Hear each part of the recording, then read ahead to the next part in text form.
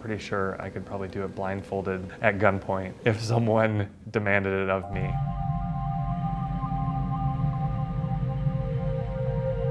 Isotopes are everywhere. Every natural system you can think of probably has some way to use stable isotopes as a tool.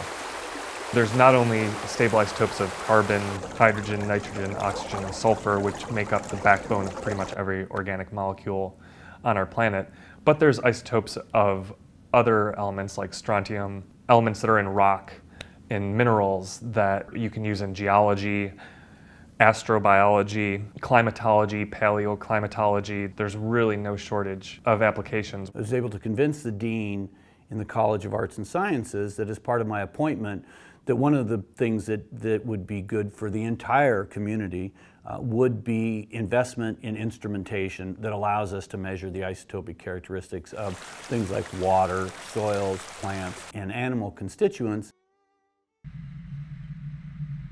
One of the ideas that we're looking at is using isotopes to increase the sensory awareness, so to speak, of the Arctic domain, using isotopes to help understand where different storm systems are coming from, the traits of sea ice, the movements of sea ice, and where that open water is headed. Are we getting more precipitation in certain parts of the terrestrial environment? And some of these questions we can begin to answer with isotopes. Essentially, they act as a tracer. So this is the ENRI Stable Isotope Lab at the University of Alaska Anchorage.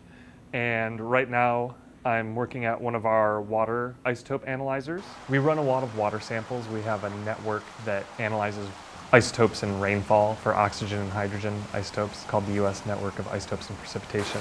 So that's a data set that has about 30,000 data points of individual rain samples that have been collected all over the U.S. In the course of an average year, I probably run between 40 to 50,000 samples for faculty here at UAA and researchers in Alaska and around the Anchorage area. In marine systems, the isotopic characteristics of the surrounding waters, which vary spatially, are actually imprinted upon the food web. And so if you have fish that are illegally harvested in, let's say, the Arctic basin, you can distinguish those from the same species that might be harvested in an area where commercial fishing is allowed, for instance, the Bering Sea. And so part of our mission was to really begin to identify in very fine detail this variability that occurs throughout this food web, all the way from Kodiak, all the way around into the Beaufort Sea.